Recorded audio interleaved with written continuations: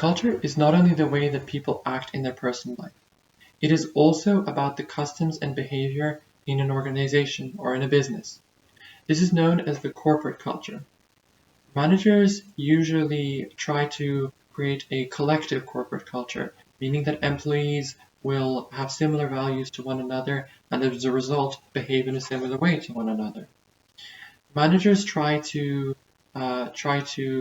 identify the values that candidates have in the recruitment stage and to see whether these values fit with those of the organization. These values the organization have always starts with the values of the founder. Now let's delve a little deeper into the corporate culture of Malta specifically compared to the corporate culture of the Netherlands. I will use the Hofstede model to evaluate the corporate culture of Malta. This is a model that gives each country a numerical rating relative to other countries, and it does this in 6 different dimensions, being power distance, individualism, masculinity, uncertainty avoidance, long-term orientation, and indulgence. So Malta scores relatively average on power distance, showing that the power is relatively spread out across Malta. And this shows that businesses in Malta are not very authoritative and not very hierarchical. The Netherlands scores even lower than Malta on this dimension, showing that in the Netherlands they are even less authoritative and even less of a hierarchical society.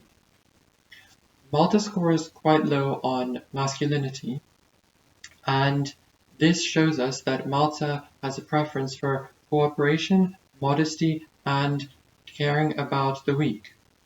The Netherlands scores so low in this dimension that they do not only have a preference for cooperation, modesty, and caring for the weak, however, they have almost no need or no wish for the heroism and achievement and material rewards for success. Both the Netherlands and Malta score extremely high in indulgence, and Malta scores even higher than that in uncertainty avoidance. This tells us that the people in the Netherlands and in Malta like to reward themselves much more than the citizens of other countries. It also tells us that Malta is very planned and organized as they create action plans for unpredictable events that may happen in the future to avoid uncertainty and anxiety or reduce uncertainty and anxiety in their country. Even though Malta is quite planned and organized, they do only look at events in the near future, which can be shown from their lower rating in long-term orientation. The Netherlands score as high in long-term orientation as they do in indulgence, showing that they really do look into the future and that they try to predict what will happen.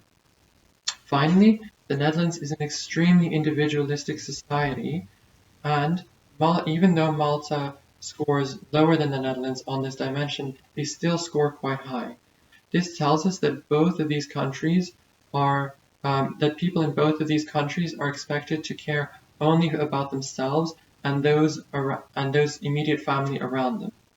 As a result, corporations or the corporate world may focus less on groups and team development, as individuals are more likely to focus on building their own reputation and building themselves up to a higher position in the company. From this, we can see that both the Netherlands and Malta are quite democratic and that they respect other people's views and opinions. This is because Malta and the Netherlands are both quite caring and open to other people's opinions. We can also see that they both like to reward themselves and those in the organization, so other employees, for good work, as they care about acknowledging good work. We can also see that Malta does try to avoid uncertainty or avoid the severity of unpredictable events. However, they don't look very far into the future, while the Netherlands looks very far into the future.